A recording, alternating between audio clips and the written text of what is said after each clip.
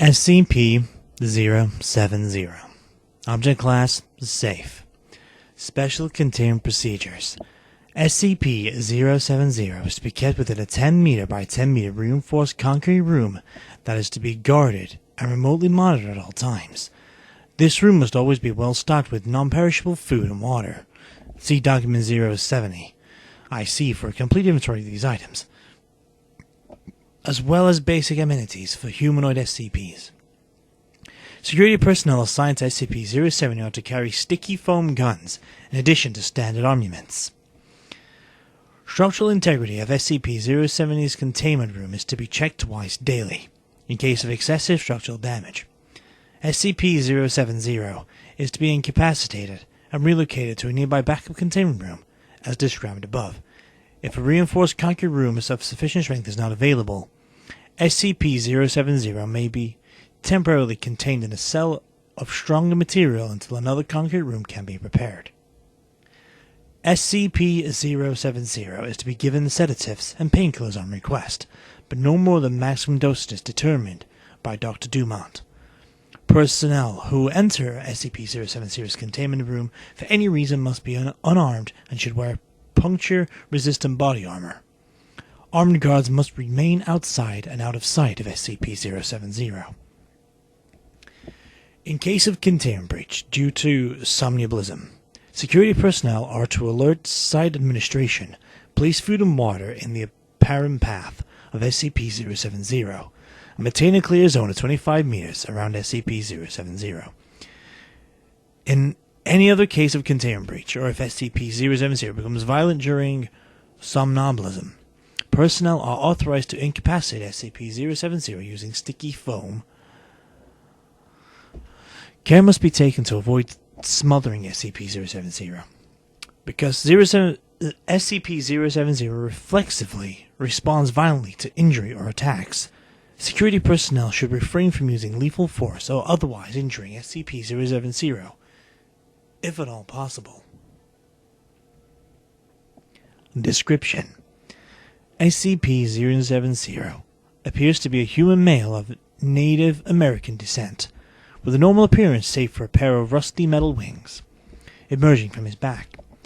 Each wing is composed of several flat iron bars about 6 centimeters wide, connected end to end by rotating rivets to form an articulated length of metal over 2 meters long.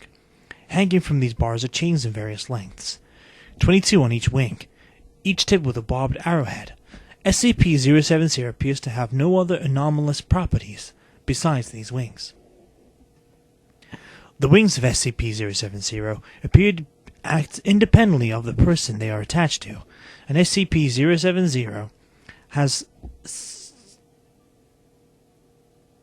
stated repeatedly that it has no control over them. However, when damage has been done to the wings, SCP-070 has shown signs of psychological distress, including sweating, reduced blood flow to face, and screaming in pain. The wings have been observed to fold and expand, shoot out, and whip its chains at high speeds, both individually and collectively, and anchor its arrowheads into concrete, wood, and like materials. While SCP-070 has not displayed any overt hostility to personnel, it will often react violently to perceived threats by lashing its chains out at assailants and whipping its chains around its body in a defensive posture. The most effective means of subdual has proven to be sticky foam, non-lethal weaponry, which can reliably ensnare SCP-070's chains from a safe distance. Despite their rusted appearance, the wings and chains of SCP-070 are as strong as high-quality alloy steel. However, they are also as dense as steel, and SCP-070 cannot move about as a normal human due to the weight of its wings. As yet, SCP-070 has been unable or unwilling to use its wings to facilitate human locomotion. SCP-070 spends much of its time anchored to the walls and ceilings of its containment cell, usually sedated. Addendum 071. Incident 071. On 15th of the 12th, 2004, at 3:36, SCP-070 breached containment, security personnel were advised that SCP-070 appeared to be asleep, and were ordered to not engage SCP-070 and to keep others away, by lashing and anchoring chains into the walls and ceiling in front of it. SCP-070 was able to carry itself, still apparently asleep, through Site 15. SCP-070 broke into the food stores of Canteen 4 and proceeded to gorge itself on the available food and water. Almost 19 minutes later, apparently sated, SCP-070 returned to its containment room. At no time did SCP-070 appear to wake up. SCP-070 claimed to have no knowledge of the event afterward.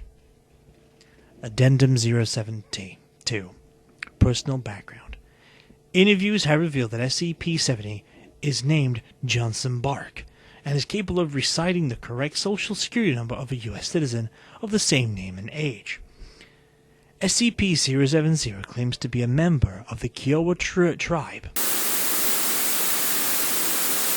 SCP-070 claims to not know how the wings came to be, only remembering waking up in a scrapyard with them after taking a lot of peyote the night before.